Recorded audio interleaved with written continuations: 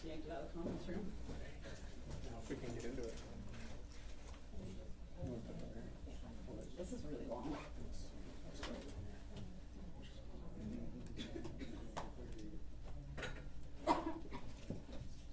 You're tech savvy there. It's a cord, minutes. It's a single cord.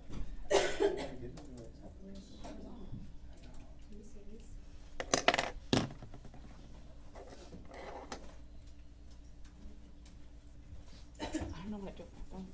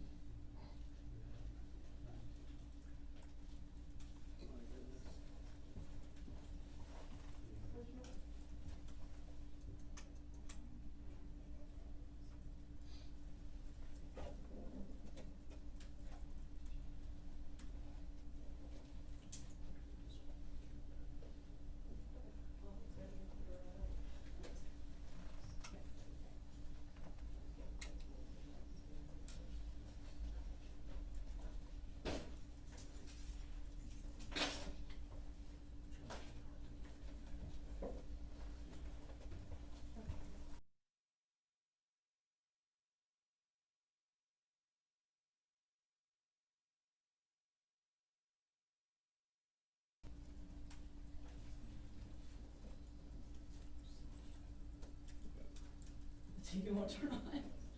Sick. Of course. Stay forever. Try.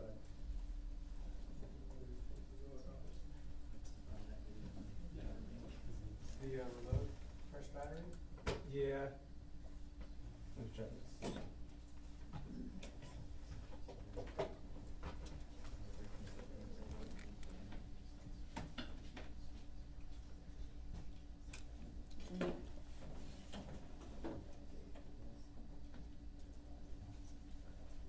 Power button. Where's your? I don't know.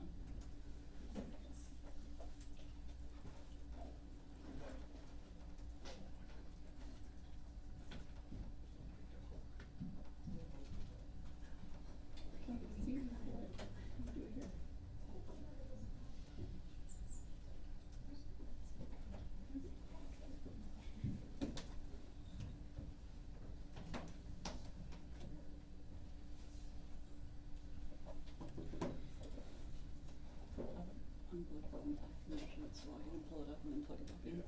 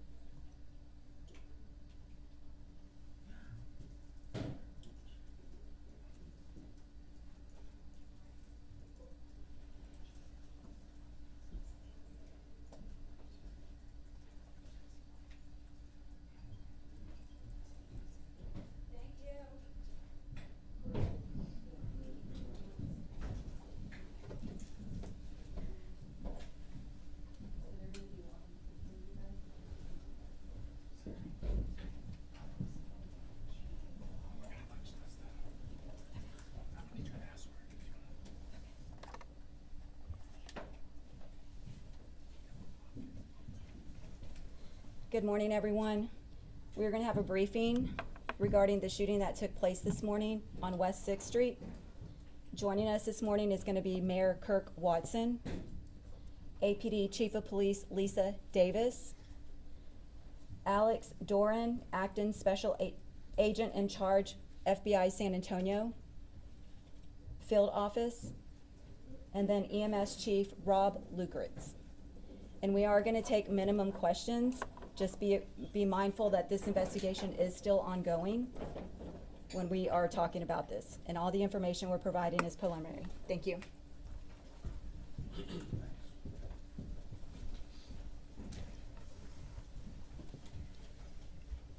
Well, thank you all for being here. This is, as I indicated earlier, obviously an extremely significant moment and a very significant event.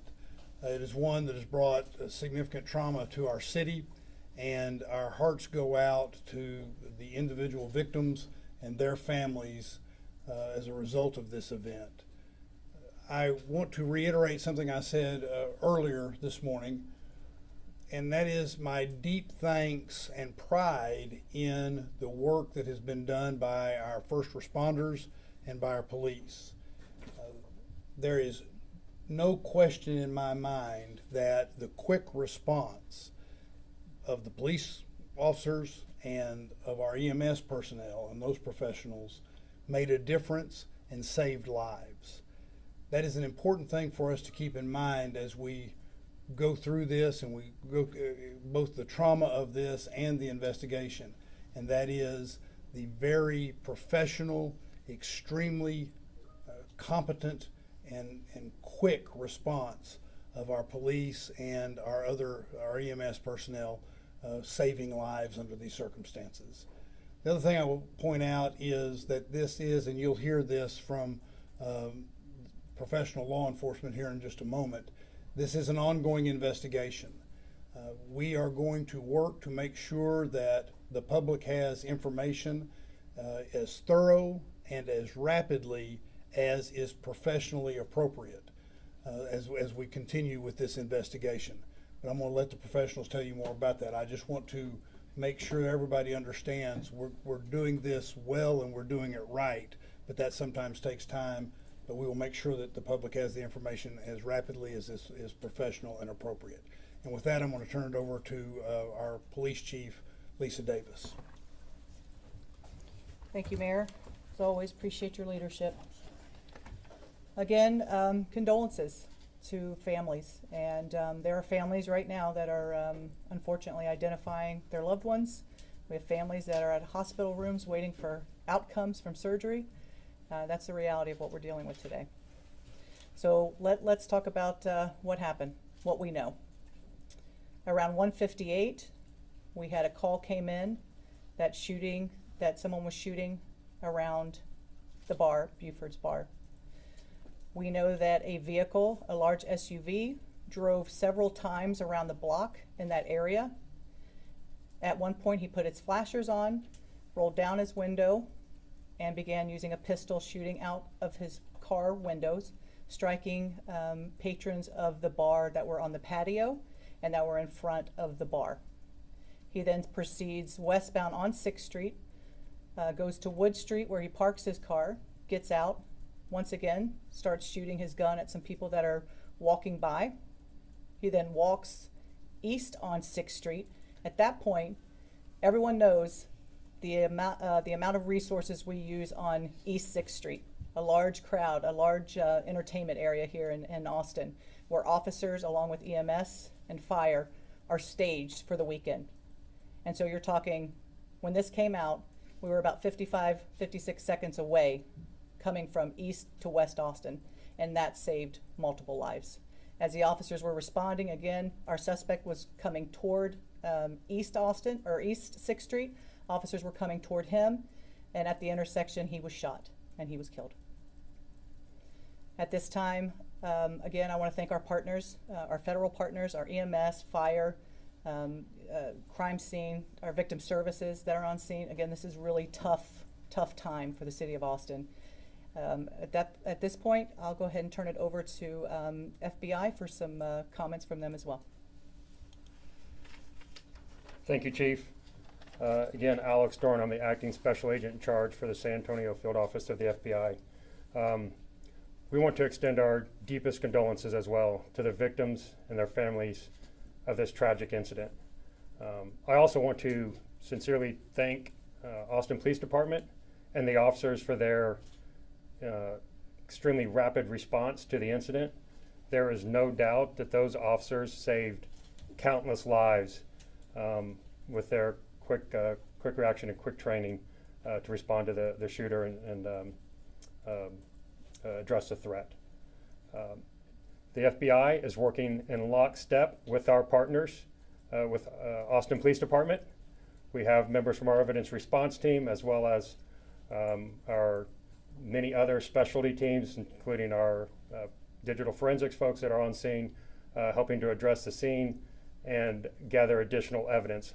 Obviously, it's still way too early in the process to determine an exact motivation, but there were indicators that on the subject and in his vehicle that indicate potential nexus to terrorism. Again, it's still too early to make a determination on that. That's why we are investigating it very closely with our partners with Austin Police Department. I just want to say, conclusion, we are committed to seeing this process through to the very end, and we will continue to work very closely with our partners with Austin Police Department. Thank you. I want to also ask our Chief Lucritz to come up and say a few words related to emergency medical services. Good morning, Rob Lucritz, Chief of Austin Travis County EMS. Again, our condolences go out to all the families that were involved in this. Austin Travis County EMS received the first calls at 1:59 in the morning.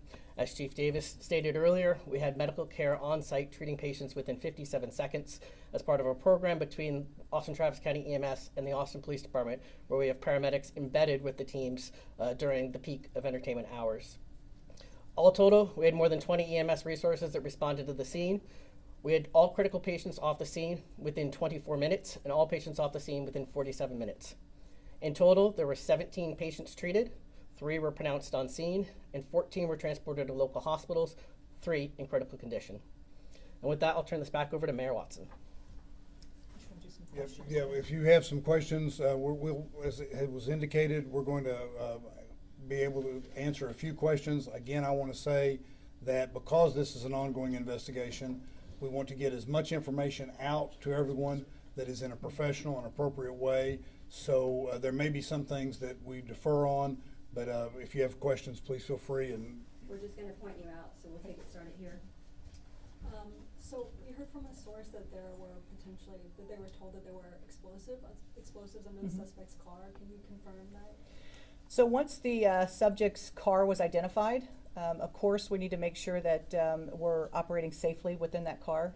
There were some things inside the car that gave us concern. So our EOD responded to ensure that there was no bomb material, that type of thing. So that was cleared pretty quickly, that we felt confident that was not an issue. So There were no bombs, no. Thank you. Was he ever in the bar with guns, or when did he? He never entered the bar. Like I said, he drove by, was firing outside the window with a pistol. Once he exited the vehicle after parking on Wood, he exited with a rifle at that point. Okay. Do you have any questions? No? Yeah. Yeah? Good? All right, next.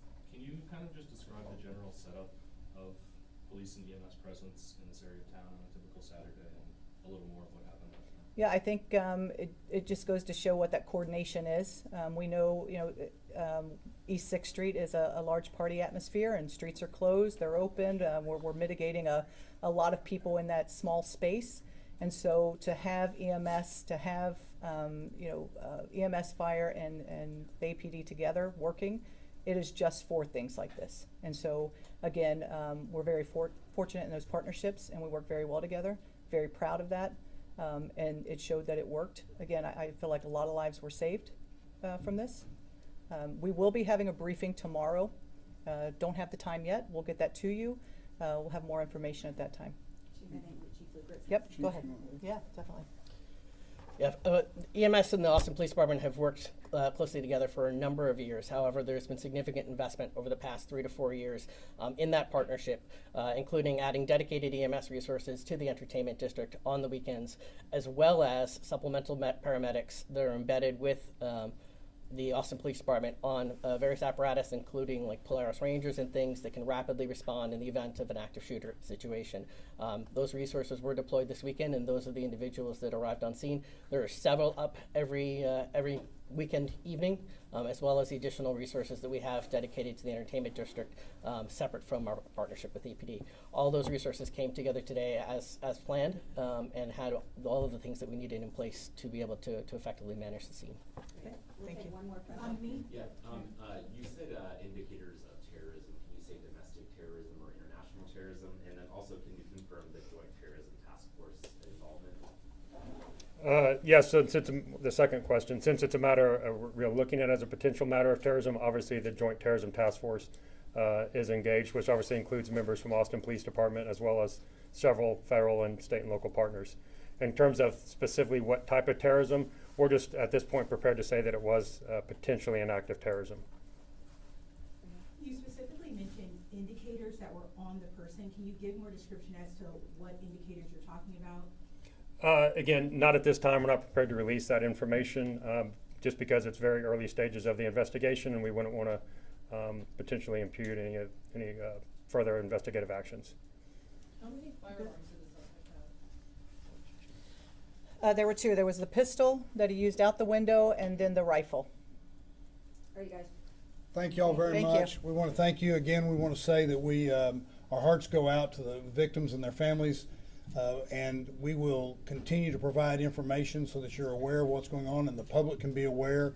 But I want to end by saying once again how proud I am that the Austin Police and EMS were able to respond so rapidly and save lives. Thank you all very much.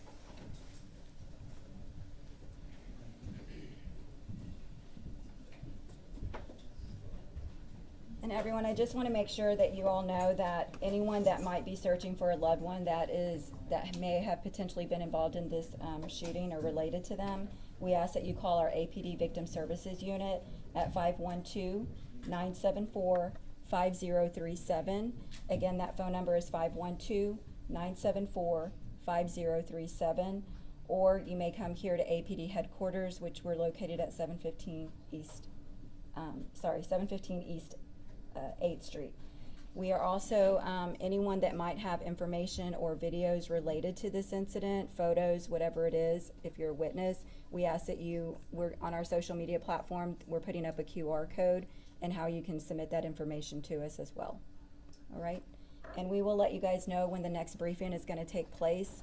Don't know if that's going to be today or if it'll be tomorrow, but definitely please follow us on our social media platforms, and then we will definitely give you enough time in advance to be able to get here on time.